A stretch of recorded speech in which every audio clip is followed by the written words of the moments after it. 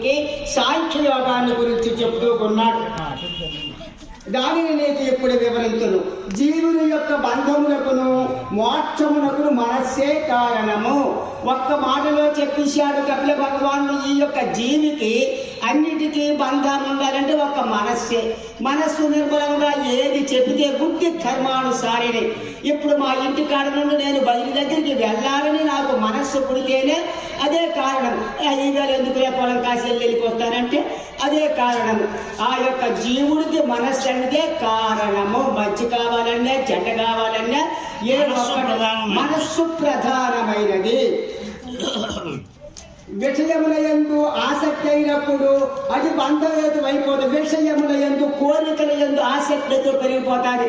ఇప్పుడు అక్కడ బయలు కాడికి వెళ్ళొద్దు, అది వింటే మనకి డబ్బు వస్తుందా ధనం వస్తుందా, అలా పొలం కాసి వెళ్ళొద్దు, అభిషేకాలు చేయొద్దు బట్టి అది బంధవేతులే కదా, అది మూల కారణం అయిపోతుంది. అన్నిటికీ ఆ యొక్క మనస్సే.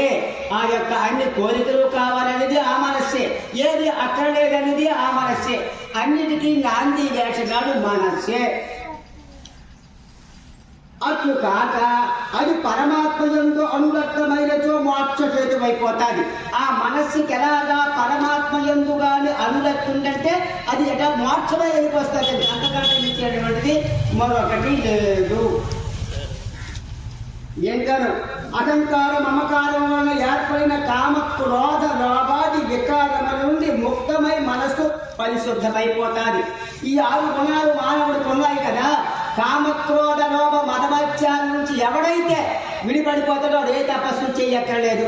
ఈ కామాన్ని, క్రోధాన్ని, మదాన్ని, మత్సరాన్ని, అహంకారాన్ని, అరిషడ్వర్గాల్ని ఎవరైతే జయించిస్తే వాడు తపస్సు చేయక్కర్లేదు. కోరిక లేని వాడికి, కోరికలు ఉన్నటువంటి వాడికి తీరిక ఎప్పుడు ఉండదు. కోరిక లేనటువంటి వాడికి అన్ని తీరికలే. వాడికి ఎప్పుడు కూడా వ్యాపకాలు ఎక్కువ అవుతూనే ఉంటాయి. దీనికి మూలము మనస్సు. అది సుఖ దుఃఖముల యొక్క సమభావమును పొందుతుంది. మరి కోరిక లేనటువంటి వాడికి జ్వరం వచ్చినా అదే తగ్గుతుందిలే, లేకపోతే అత్రాగుతాను ఇత్రాగుతానంటే వాడికి ఏదైనా స్వాభ ఉన్నట్టే లెక్క కదా. నాకు తగ్గాలి, మన తిరగాలి, నేను బాగుండాలని ఉంటుంది. వచ్చింది వస్తుంది, పోయింది పోతుంది. అంటే వాడికి ఏ విధమైనటువంటి సుఖం మీద ప్రేమ లేదు, దుఃఖం మీద వినోదం లేదు. అంతటి జీవుడు జ్ఞాన వైరాగ్య భక్తి యుక్తమైన తన హృదయమునందు ప్రకృతికి